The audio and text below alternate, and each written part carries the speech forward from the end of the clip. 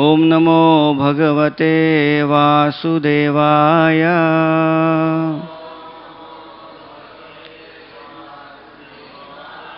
ओम नमो भगवते वासुदेवाय।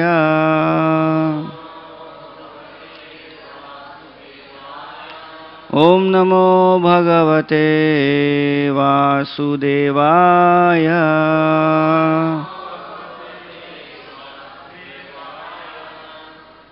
Today we are reading from Srimad Bhagavatam Canto 10, Chapter 10, text number 38.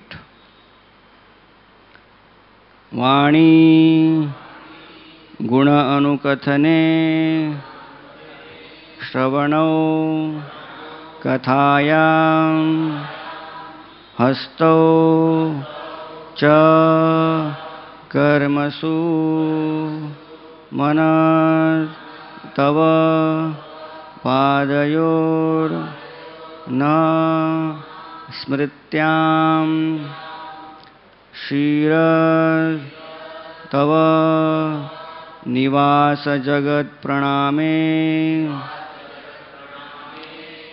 Drishti Satam Darshane Astu Bhavattanunam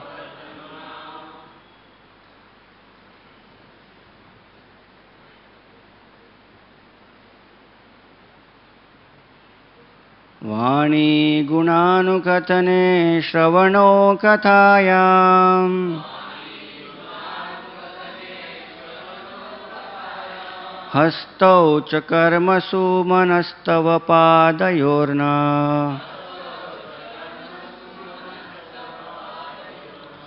Smrityam Shirastava Nivasa Jagat Praname Drishti Satam Darshane Astu Bhavattanunam Vani Gunanukathane Shravano Kathayam Hastau Chakarmasu Manastava Padayorna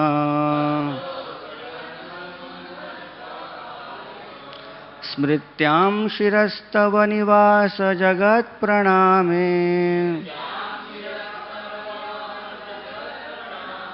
Drishti Satam Darshanestu Bhavattanunam Vani Gunanukathane Shravano Kathayam Hastau Chakarmasu Manastava Padayorna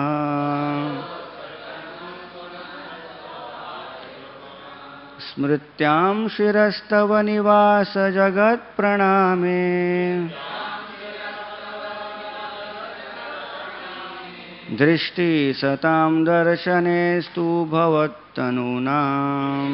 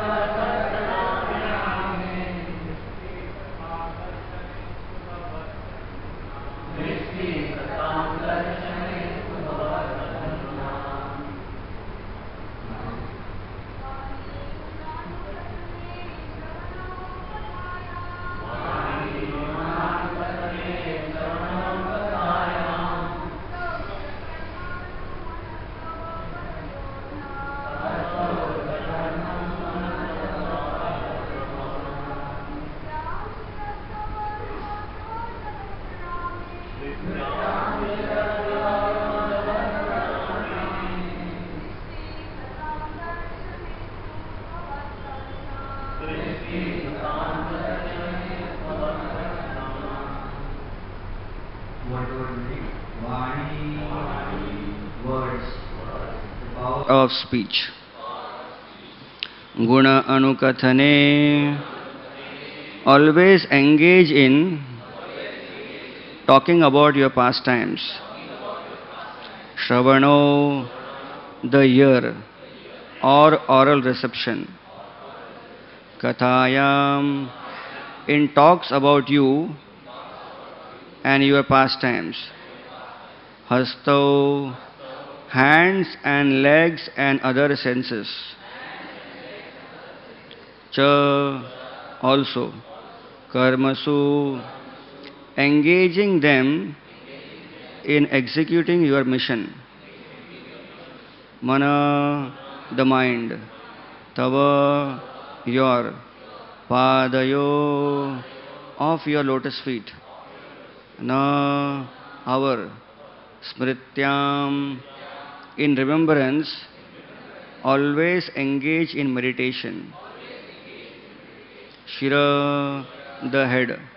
Tava, your. Nivas Jagat Praname, because you are all pervading, you are everything, and our heads should bow down, not looking for enjoyment. Drishti, the power of sight. Satam, of the Vaishnavas. Darshane, in seeing. Astu, let all of them be engaged in this way. Bhavattanunam, who are non-different from you. Translation and purport by His Divine Grace A.C. Bhaktivedanta Swami Prabhupada. Translation. Henceforward, may all our words describe your pastimes. May our ears engage in oral reception of your glories. May our hands, legs, and other senses engage in actions pleasing to you. And may our mind always think of your lotus feet. May our heads offer our obeisances to everything within this world, because all things are also your different forms. And may our eyes see the forms of Vaishnavas who are non-different from you. Purport. Here the process of understanding the Supreme Personality of Godhead is given. This process is bhakti. Shravanam Kirtanam Vishnu Smaranam Pada Sevanam Archanam Vandanam Dasyam Sakhyam Atmani Vedanam. Bhagavatam 7.5.23. Everything should be engaged in the service of the Lord. Rishikena Rishikesha Sevanam Bhakti Ruchyate. Narad Pancharatra. Everything, the mind, the body, and all the sense organs should be engaged in Krishna's service. This is to be learned from expert devotees like Narada, Swayambhu, and Shambhu. This is the process. We cannot manufacture our own way of understanding the Supreme Personality of Godhead, for it is not that everything one manufactures or concocts will lead to understanding God. Such a proposition, yato mat tato pat, is foolish. Krishna says, bhaktyaham ekaya grahya. Only by executing the activities of bhakti can one understand me. Bhagavatam 11, Canto 14, Chapter 21st verse. This is called anukulyena krishnanu silanam, remaining engaged favorably in the service of the Lord. Om Ajnanatimmirandhasya Jnananjana Shalakaya Chakshurun Militam Yena Tasmai Shri Guruve Namaha. Shri Chaitanya Manobhishtam Stapitam Yena Bhutale Swayam Rupa Kadamayam Dadati Swapadantikam.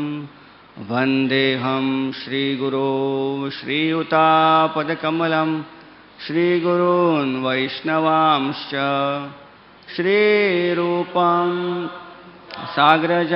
Sagrajatam Sahagana Raghunathanvitam Tam Sajivam Sadvaitam Savadhutam Parijana Sahitam Krishna Chaitanya Devam Shri Radha Krishna Padam Sahagana Lalita Shri Vishakhanvitamscha Nama Om Vishnu Padaya Krishna Preshtaya Bhutale Srimate Bhaktivedanta Swami Iti Namine Namaste Saraswati Deve Nirvishesha Shunyavadi Pashyatya Deshatarine Namo Mahavadanyaya Krishna Prema Pradayate Krishnaya Krishna Chaitanya Namine Gauratvishe Namaha He Krishna Karuna Sindhu Dinabandhu Jagatpate Gopesha Gopika Kanta Radha Kanta Namostute Tapta Kanchana Gaurangi Radhe Vrindavaneshwari Vrishabhanu Sute Devi Pranamami Hari Priye Vancha Kalpa Tarubhyascha Kripa Sindhubhya Cha Patitanam Pavanebhyo Vaishnavebhyo Jaya Shri Krishna Chaitanya Prabhu Nityananda Shri Advaita Gadadhar Shrivasadi Gaura Bhakta Vrinda Hare Krishna Krishna Krishna Hare Hare Hare Ramo Rama Ramo Hare Hare.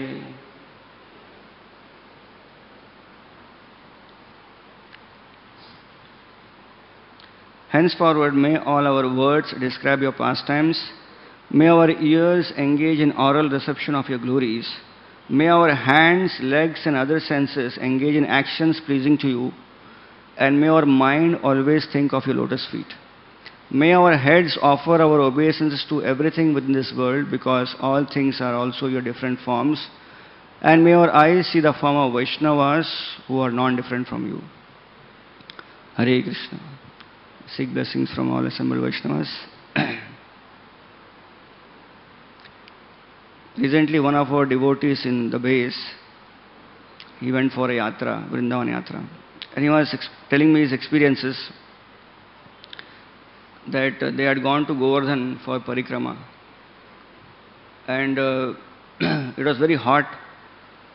And a group of devotees were attempting to do parikrama. So before the parikrama began, a pep talk was given that next 6 hours, 5 hours you have to walk. And this whole group was a new group. They had never been to Vrindavan. And they were all wearing chappals. So the devotee was giving lecture. He mentioned that we should not wear like chappals while doing Govardhan parikrama. So all the devotees were worried because the sun was shining very bright and it was very hot. It had not rained. So the whole sand and the ground was burning. It was difficult to walk, even 5 minutes, what to speak of walking. But then the devotees said that we should try, because this is first opportunity we are getting. We do not know whether we will get an opportunity again to come, and so let us take full advantage of that. So some devotees were very new. They were little kind of not agreeing. They were little reluctant. So this one of our devotees in the base, he suddenly remembered one class which he heard. And then he told me that he spoke this class, this wonderful thing he spoke, that how if you have a lot of faith in Krishna, then Krishna reciprocates. If you want to do something for Krishna, Krishna reciprocates and makes it happen for you. So this kind of inspiration he spoke to the devotees and said, so let us just try our best for some time. And it is difficult, but Govardhan is very merciful and he will reciprocate. So they began the parikrama. In less than 5 minutes, a big kind of a storm came. And they found immediately the whole area was surrounded with clouds, at least the whole sky. And it poured for next 1 hour. So all the devotees are wet now. They had not carried umbrella. But now they were happily doing parikrama for the whole journey, 5.5, 6 hours. And this devotee mentioned that then he called up to check out. He phoned up one devotee in Vrindavan and asked, did it rain in Vrindavan? I said, it didn't rain in Vrindavan. He called one devotee in Barsana. Did it rain in Barsana? I said, it didn't rain in Barsana also. So this devotee called me and said, Prabhuji, that when I hear classes, it is so nourishing that the faith comes and I am speaking this and we can see the miracles happening. So when I heard that, I could, I was contemplating that many times we give lectures and our lecture someone quotes and they have faith on that and they can perceive that. Meanwhile, the person who is speaking the class may still lack his faith in Krishna consciousness. But the whole idea is, if he speaks what he has heard about from previous acharyas, from Bhagavatam, then even though he may not have faith, other people who are hearing may accept it and get benefited and go ahead. So today's class is based on something which is very high, because here Nalakuber and Manigriv are praying for an aspiration which every devotee has in his life. The aspiration of using each and every senses on his body, the mind and his very soul in service to Krishna. So this is a very ideal prayer. And Prabhupada quotes in the beginning of the purport the Navvida Bhakti of Shravanam, Kirtanam, Vishnu Smaranam. And also Srila Prabhupada mentions that each of these limbs of bhakti is exemplified by a great personality. And what Nalakuber and Manigriv are asking today, they are asking for total surrender. They are asking for using everything they have in Krishna's service, which is a sign of Atma Nikshep or Atma Nivedan. So Prabhupada often quotes, whenever Atma Nivedan, this particular terminology comes, Prabhupada often quotes the example of Ambarish Maharaj. So what they are praying here and aspiring for, we know from Bhagavatam 9th canto, Ambarish Maharaj was actually perfecting his life by doing that. Each and every senses on his body, he was using for Krishna's service. So we will today speak something from 9th canto of Srimad Bhagavatam, the episode of Ambarish Maharaj. It's a big episode, but we'll begin with the initial verses where the lineage of Ambarish Maharaj is given, and then Ambarish Maharaj's wonderful qualities are mentioned, till the point then the actual pastime of he was confronted with Durvasa Muni starts. That will be difficult to speak, but at least the initial part from Bhagavatam I would like to cover today. So Bhagavatam 9th canto, chapter 4 is entitled Ambarish Maharaj offended by Durvasa Muni. It is not mentioned Durvasa Muni offended by Ambarish Maharaj, but Ambarish Maharaj offended by Durvasa Muni. Even though Ambarish Maharaj never felt that he is offended. So 9th canto, chapter 4 begins with the glories of the father of Ambarish Maharaj. So Manu, he had one son whose name was Maharaj Nabhag. And Maharaj Nabhag had many sons, of which prominently one son was named as Nabhag. So chapter 4 mentions about the qualities of Nabhag. Nabhag and all of his other brothers, they went to Gurukul for training. Prabhupada mentions in the purport there are two types of training.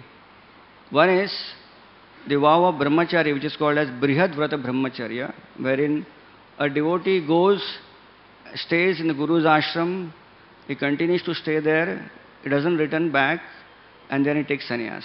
That's called Brihad Vrata Brahmachari. And Srila Prabhupada mentions the next is the person who goes, stays in the Guru's ashram for some time, takes his training and again comes back to home. So in the case of Nabhag and his brothers, the other brothers had their quick training, they came back. But Nabhag spent a little more time in the Guru's ashram. So when the other brothers came back from the ashram and they were in hurry to divide the property of their father. The father, Nabhaga, he was also equally detached. So while he was leaving, he allowed his brothers to divide the property, allowed his sons to divide the property amongst themselves. So the sons, the three brothers, they divided the property without even considering Nabhag. They thought that he's taking extra training, maybe he doesn't want to come, he has a different idea. So they divided the property amongst themselves and he did not kept any share for Nabhag. And some days later, lo and behold, Nabhag, he came back from Guru's ashram and he came and he told his brothers that I have come and I have learned that you have divided the property of father. So kindly please give me also some share of the property, father's share. So the three brothers, they were not in mood of now reenacting the whole deal of dividing it properly. So they told that we have kept you a very wonderful share. While we have taken the land, we have given your share as our father.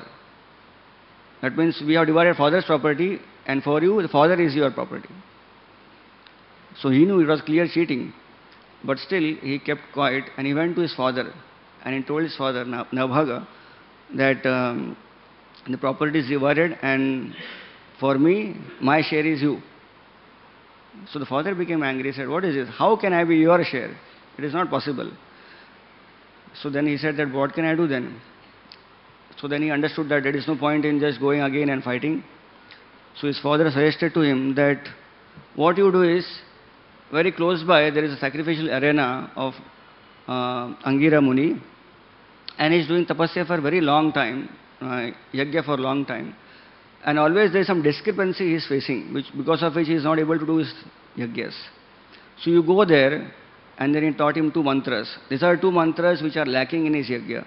You go and you utter this mantra, and the result is Angira Muni will give you some remuneration because of that. So he was such a simple person, he just accepted it and he went to the sacrificial arena of Angira. And Angira Muni was having trouble figuring out what is the problem for not able to do the yajna. And here comes Nabhaga, and then he utters the mantra, and then everything becomes very right, and the whole sacrificial performance is purified and it's executed properly. So Angira Muni now becomes very happy, and all the money which Angira Muni had collected during the sacrifice, he decides to give it to Nabhaga. So when Nabhaga takes the money, all that huge wealth which Angira Muni has collected, a black man comes from a sacrifice, and he comes out and says that what Nabhaga you are taking is actually my share. All the wealth of a yajna belongs to me because I am come from the yajna. So now you can imagine Nabhaga's situation, what predicament he is undergoing. So he, very simplicity at his height, he tells him that, well, I have come here because I was not attached to wealth, but I was told my father to come here, and he told that Angira Muni will help me. So now Angira Muni has given me, so I am following my father's order. So this black man said, okay, so we'll go to your father and then we'll settle down the whole issue there. Now this black man was none other than Lord Shiva, who had come disguised to test the glory of the character of Maharaj Nabhaga. So both of them went to the father, and first the son said, my dear father, this is what you have told me and I have done. So the father said, you are right. And then Lord Shiva, disguised as a black man, said, but as per the Vedic yajna sacrifices, anything which is collected in the yajna is supposed to be mine. So the father said, you are also right. Both of you are right. And Nabhaga also kept quiet. And then the father said, the father now could understand that this black man who had come disguised was none other than Lord Shiva. So the father said, well, the property is actually Lord Shiva's. So let Lord Shiva take the decision. So now the black man, Lord Shiva now, disguised as a black man, knew that I am dealing with two great souls and they cannot be cheated. So then Lord Shiva came in his original form, and then he said that I am very happy with both of you, father and the son. You are very ideal, good in character, you are all good qualities, and therefore I give all the wealth to you. And my Lord Shiva's blessing, even though Nabhaga had not got any property, it is mentioned Nabhaga became the ruler of the entire earth planet. And this Nabhaga, his son was Ambrish Maharaj. So we can see here, we know Ambrish Maharaj's qualities. We can see that how Ambrish Maharaj, he's coming from a very great dynasty. Here is a case where a person can immediately be aroused in his anger, but yet he maintains his tranquility even in disturbing situations, and he keeps his speech and his character upright. So the whole idea is that a person can be understood just by his mere behavior, by the way he speaks, how he acts. The character of a person decides the person. One time there was a king who went on a hunting expedition with his entourage, and on the way he lost his way. So now the king, he had two more people with him who also were lost. So the king, then his minister, and one his servant. The three got lost from the main entourage, and after some time in the deep jungles, they themselves got lost.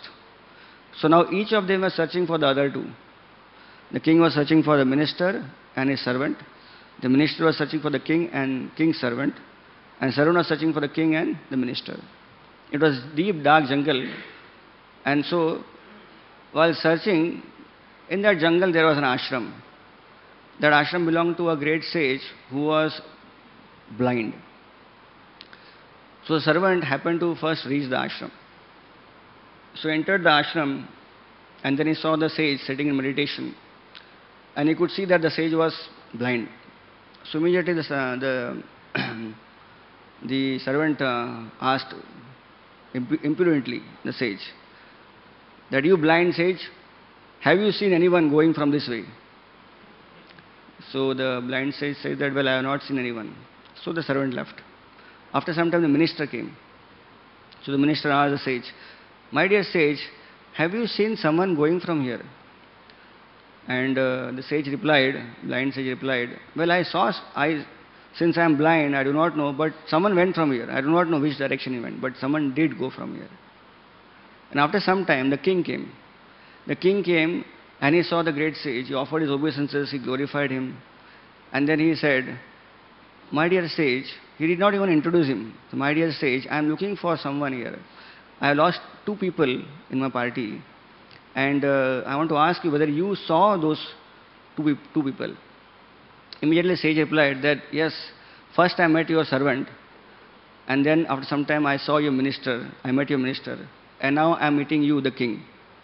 So king was very astonished that I have not revealed my identity, neither the people who went ahead, they must have not revealed their identity, plus he is a blind sage.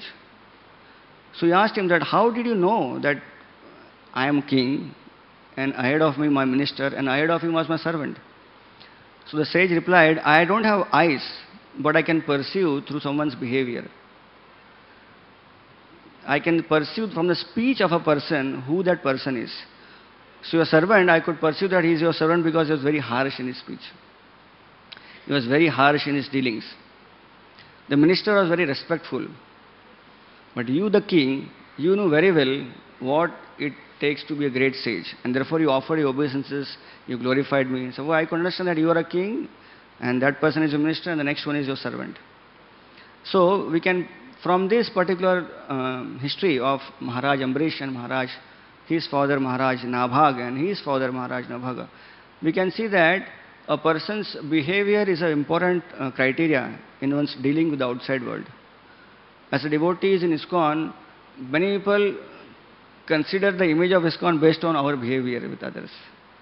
So therefore, we can see from here that even though there was provocation, there was so much of tolerance exhibited by Nabhaga to the point of his own share being gone. What can be the most intolerant thing than to lose his own share of kingdom for a king? But yet at that time he remained composed, and the result was Krishna provided him much more than what he was about to get before. So with this we begin with Ambrish Maharaj's wonderful life. And Bhagavatam glorifies Ambrish Maharaj to be a very exalted Vaishnava. Sukadeva Goswami is speaking about Ambrish Maharaj, and he wants to be very brief about Ambrish Maharaj. So he says to Parikshit Maharaj that Ambrish Maharaj was an exalted devotee, and although he was cursed by an infallible Brahmana, the curse could not touch him. That was in one shloka he wanted to describe about Ambrish Maharaj and go ahead with the later dynasties. But Maharaj Parikshit, when he hears about Ambrish Maharaj, he is intrigued and he wants to know more about Ambrish Maharaj. So then he expressed his desire to Sukadeva Goswami that I want to know more about his exalted devotee Ambrish Maharaj, and I also want to know about that particular incident wherein an infallible Brahmana, he cursed Ambrish Maharaj and yet he could not do anything to Ambrish Maharaj. Please tell me in details. So that with that inspiration, Sukadeva Goswami begins his Bhagavatam Katha of Ambrish Maharaj. Shukdev Goswami says that Ambrish Maharaj, he obtained the rule of the entire world from his father Maharaj Nabhaga. And although he was the ruler of the entire planet, and even though it's a very rare thing, it's a rare post for any person to get, to become the king of the entire earth planet, still Ambrish Maharaj, Shukdev Goswami describes, he did not care for his post.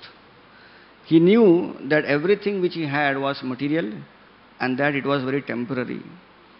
In fact, Shukdev Goswami mentions that Ambrish Maharaj considered all of his property, everything he had, as a dream. And he knew the dream always ends. So ultimately someday this dream will also end. So this was his consciousness, even though he was ruling a big kingdom.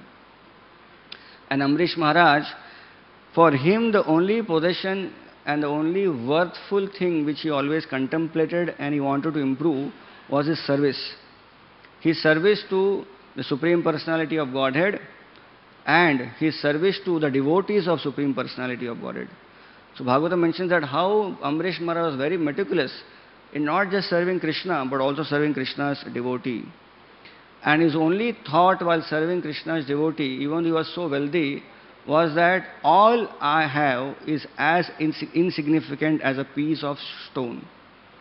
And therefore, without service to Krishna and his devotees, everything is useless. So his consciousness was using everything for Lord's service. So we can see that how the life of Ambrish Maharaj, because of his consciousness, even though he was at such a high post of ruling the entire world, yet he was not affected by anything. His desires were not material. He had complete spiritual desires. In fact, even though he ruled very nicely, which we'll see in the later verses, still he considered that everything is done by Krishna.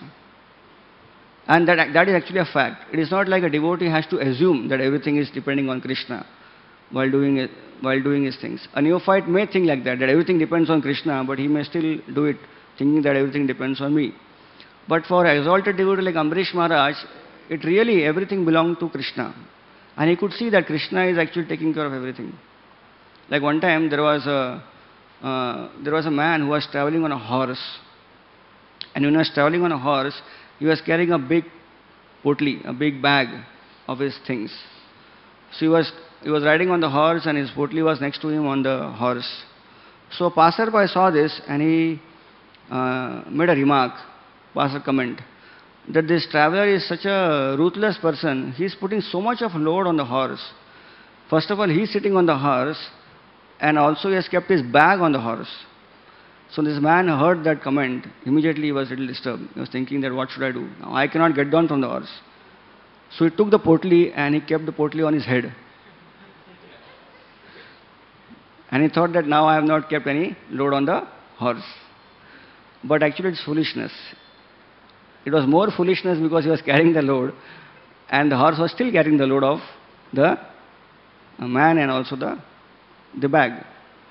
So I was hearing this example relates to how we also carry the load on our head, thinking that we are the doers, but actually Krishna is ultimately the doer. And sometimes we are either placing the load down or keeping on our head, thinking that ultimately my placing the load down and my placing the load on my head will make the endeavor go ahead. But then actually it is all on Krishna's head. Krishna is bearing and he is giving us intelligence to act.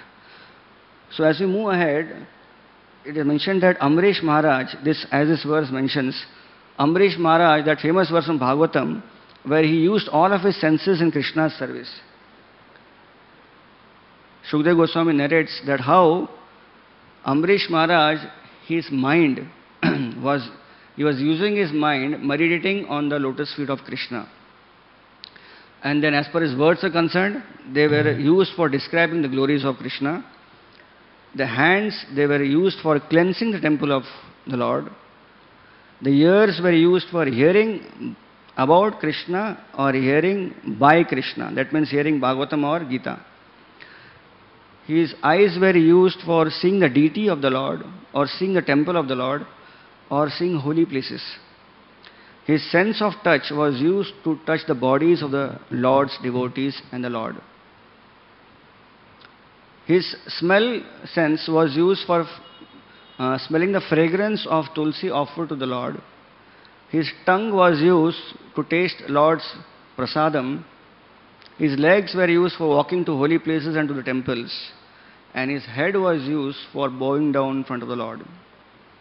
In this way, all of his desires were used in serving the Lord. That means 24 hours he was doing his service, his Krishna consciousness. And apart from this, the verse mentions that Ambrish Maharaj never desired anything apart from this for his own sense gratification. He engaged all of his senses in various engagement related to the Lord. So this is what Nalakuber and Manigrivu are asking. That's their aspiration. And Maharaj Ambrish was doing it. And how he was doing it, why he was able to do it, we'll read later in the verses. Prabhupada mentions wonderfully in the purport, this is the way to increase one's attachment for the Lord. That means one by one should use one's senses consciously in Krishna's service. And by doing so, Prabhupada mentions one can become completely free from all material desires. So here, Nalakuber and Manigrivu are asking to be given a favor of which they can eradicate all their material desires, and all just one desire they can have is use their senses in Krishna's service. So Ambrish Maharaj was using all of his senses in Krishna's service, and Prabhupada mentions by this one develops attachment to the Lord, and slowly and gradually one gives up all material desires. Srila Prabhupada mentions in the purport also, Maya Sakta Mana Partha, that such an execution of devotional service, of attachment to the Lord, should be done under direct guidance of spiritual master. One should not concoct different ways of doing devotional service, but rather one should take consultation of Guru and sadhus and then use his senses in Krishna's service. So Maharaj Ambrish knew very well that material desires means suffering. Material desires always lead to suffering, and therefore he always had spiritual desires. And we can find that material desires lead to more and more attachment to the material world. We find in the pages of Srimad Bhagavatam, time and again, so many times we hear about how material energy is so strong. In the Gita also, Srila Prabhupada speaks many times about this. So, the whole idea is that how a devotee should be fearful of, while executing his devotional service, when he is in this material world, he should be a little fearful of the material world. In the 10th canto of Bhagavatam, it is mentioned about Devaki that she was constantly in fear of Kamsa, because she had lost so many children, and now Krishna was going to appear, and yet, knowing Krishna is going to appear, yet she was fearful of Kamsa. So Prabhupada makes a brilliant point there, that Devaki, even though she knew that Krishna has appeared in her womb, still she was fearful of Kamsa. So Prabhupada mentions, a devotee should also be fearful of material world. When a devotee is fearful of material world just like Devaki, then that fear of material world will attract Krishna's attention. And a devotee, when he is fearful of the material world, he becomes very conscious of his dealings in the material world. He is very conscious of Krishna and cautious of material energy. Such a devotee, when he acts consciously and cautiously, Krishna becomes very pleased with him, and Krishna appears in his heart very soon. So Devaki's example is given of how one should be actually fearful of material energy, and one should not be very bold in dealing with the material energy.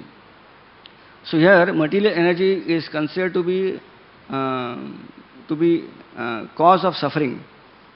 Like Kavichandra Maharaj once was mentioning in his class, he was speaking some of his realizations, and he was mentioning one nice point, that once he saw, he was going with Jayadat Maharaj. This was in Los Angeles temple somewhere, very close by. So they had gone out of the temple and they were walking just few steps away from temple. So when they were walking, one policeman, he came and approached both of them. And then he wanted to kind of like, just tease or maybe. So he asked in a funny way. So you monks, what it takes to be a monk? So he asked this to Jayat Maharaj. Now Jayat Maharaj, he knows how to answer properly. So immediately said that to become a monk, one has to give up suffering. So the policeman was taken aback that no one had answered him like that, that one has to give up suffering to become a monk. So both of them walked away, and he was little thinking about contemplating that. And maybe he must have thought that actually I don't want suffering, I want to give up suffering. And then immediately he turned and went inside a temple. And this man bought some books and he went away. So just one dialogue, just one experience with devotee, and devotee gives him a right dose of medicine that, this material world is suffering, material desires are full of, lead to suffering. So one has to come out of it. So Kavichandra Maharaj is also mentioning that this material world or material desires is it actually suffering. And a devotee knows that they are not good to be cultivated. Yet one should know that as long as we are carrying material desires, we will always be in suffering state. The cause of everyone's suffering in this material world is the material desires. And then he mentioned a nice story about how once there was a Sankirtan party which was going in the countryside, and they were doing nice kirtan, and they came across the banks of a river. So on the other side of the river, they saw 3 people carrying loads. And they were carrying huge loads and they were struggling to carry the load. So from this side, the Sankirtan party, they made an announcement and they told all the 3 of them that why you are carrying unnecessary load? Throw the load away and come and join us. So the first one who was carrying the load, he became very angry, he became disturbed.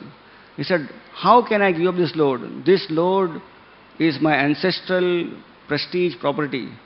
My father did it, my grandfather did it, and the whole lineage has done it. So therefore I am going to do it. You cannot stop me doing my prescribed duty. So he struggled with this load and he kept on carrying the load. The second person, he thought it is very, very good that they are calling us on this side because they are very happy on the other side, we are suffering with the load. So he decided that he will jump in the river and cross the river and join the devotee party. But he did not want to get away with the load. So he jumped in the river carrying his load. And because he was carrying his load, he started drowning. But he didn't want to leave his load.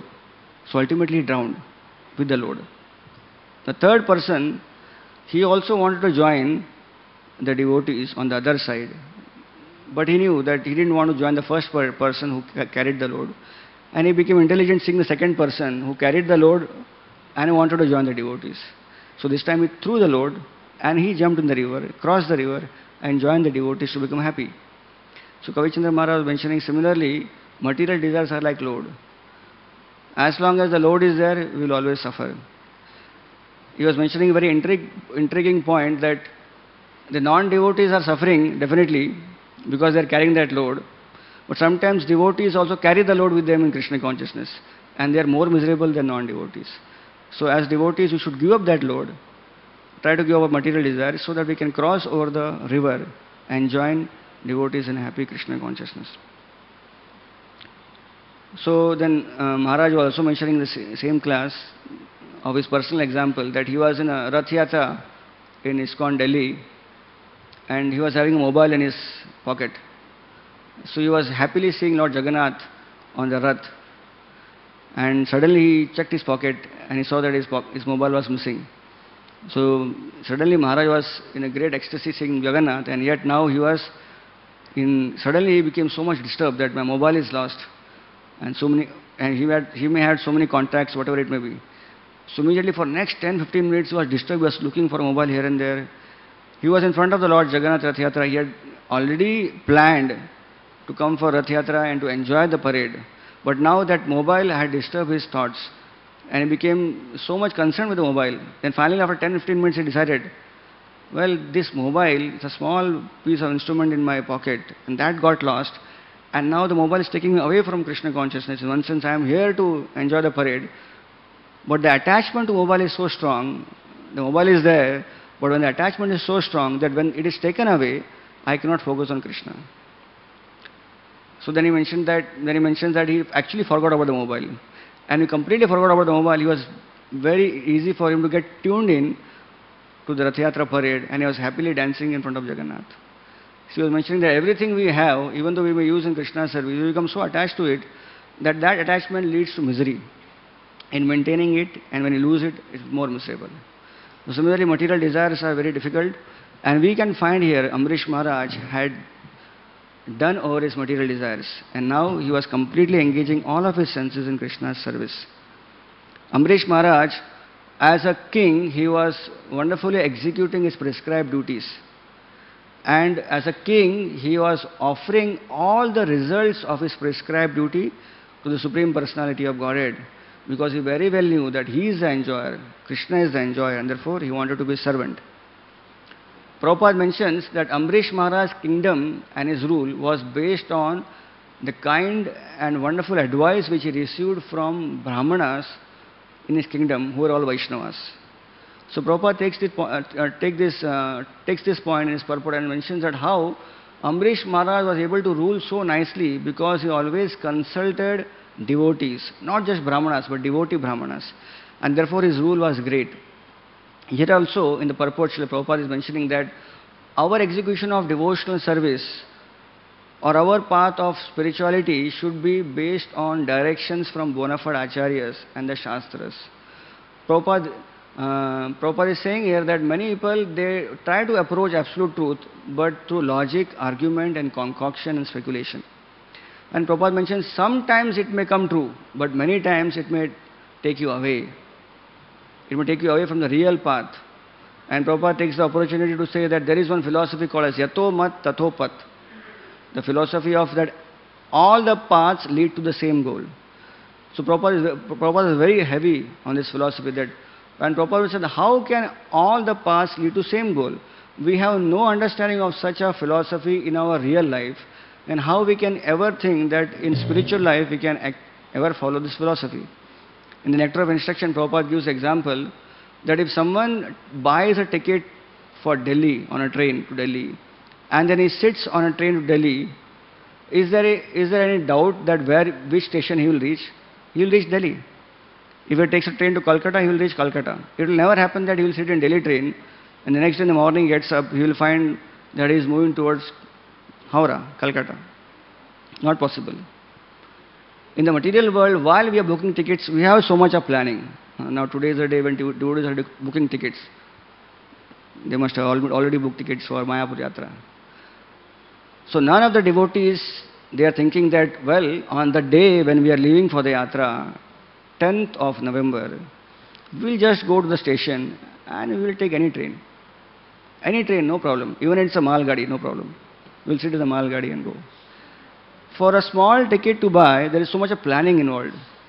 4 months in advance, stand in queue, even to buy an e-ticket, so much of planning and intelligence used, just to get a ticket.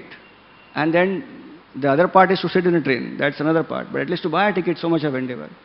And here we find that how philosophers who are not properly guided, they are saying the Yato Mat Tato Pat. You just take any path and you reach the same destination.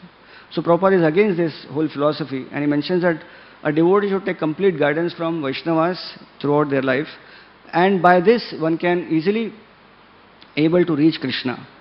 Prabhupada mentions that the today's government should take lessons from Amrish Maharaj, and they should take advice from devotee Brahmanas. Prabhupada mentions that the members of Legislative Assembly, MLAs, they are always making laws, but we find them always making newer and newer laws. Why? Because all the laws they make is completely not based on bona fide scriptures.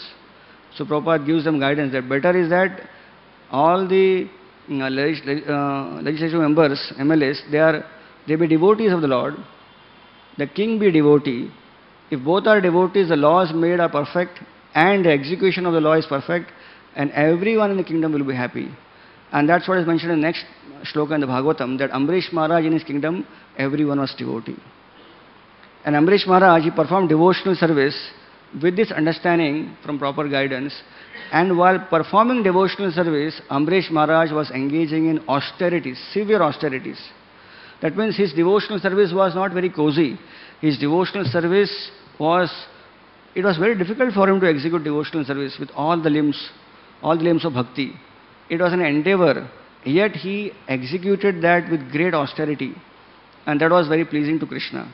So Prabhupada mentions, just like Amrish Maharaj, he engaged his senses with severe austerity. Prabhupada mentions, while staying in devotional service in ISKCON society, we also have severe austerities.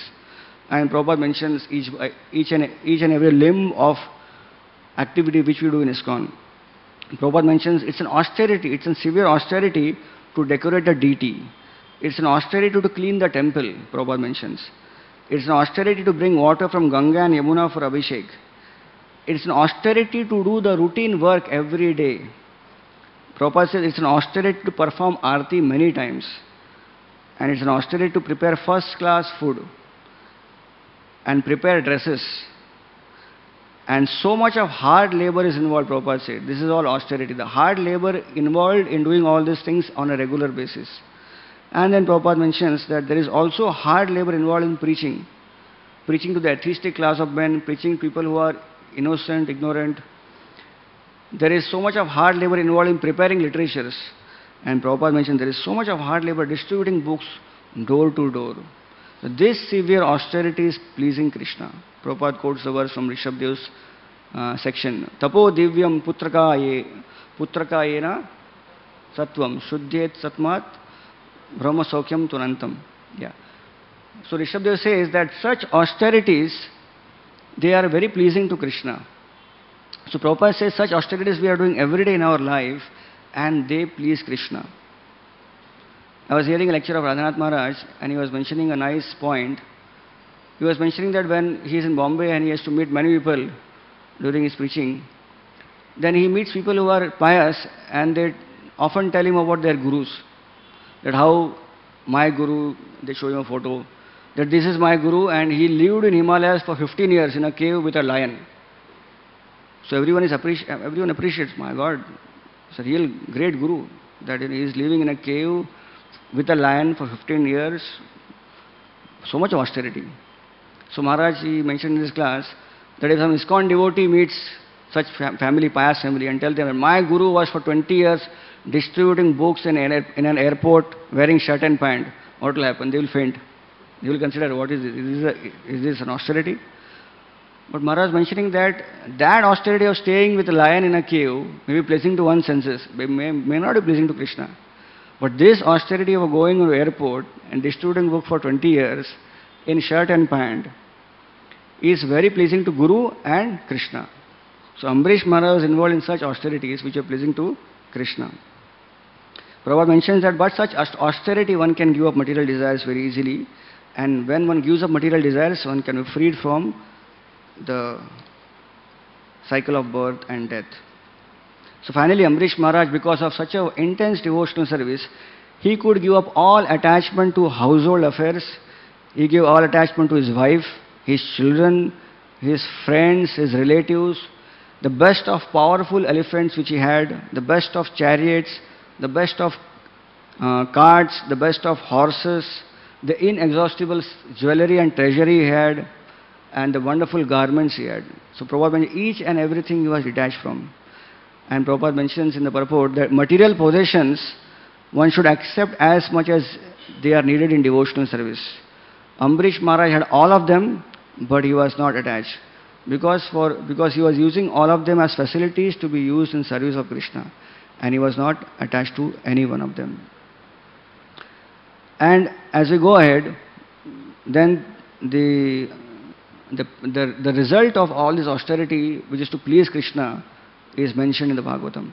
That Ambarish Maharaj, when he did all this wonderful devotional service, Krishna became so pleased with him that Krishna offered him his own Sudarshan Chakra and told him that this Sudarshan Chakra will always be with you for your protection.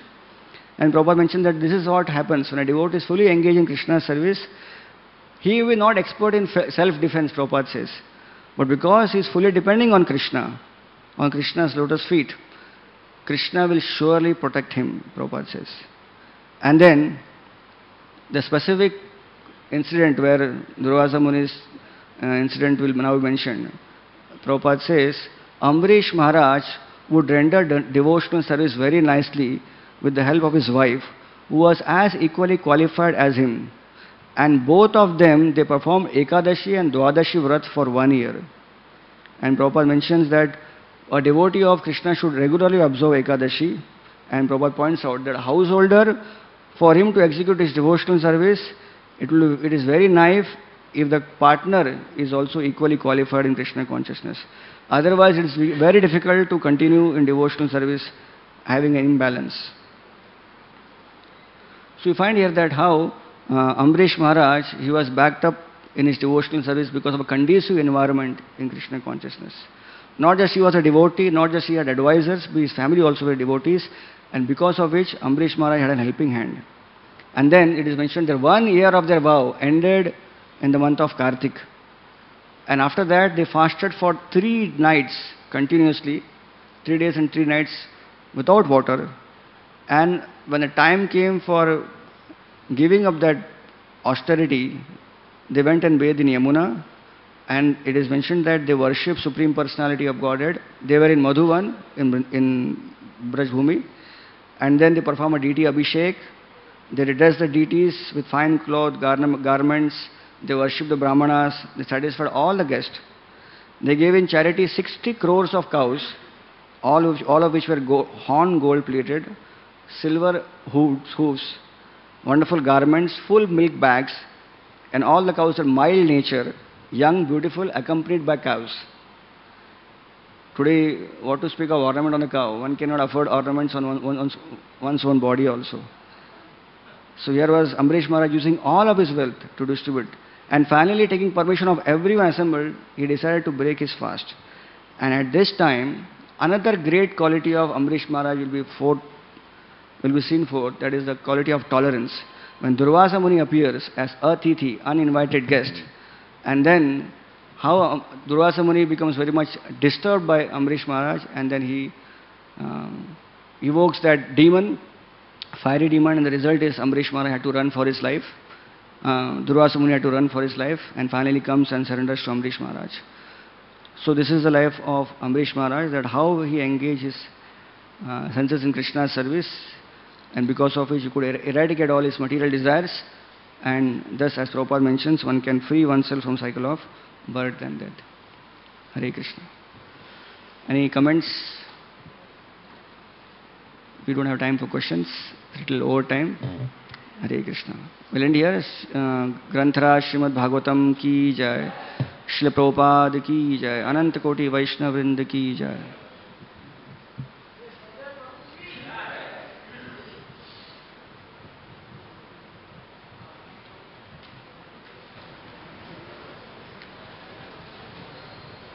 Thank you very much.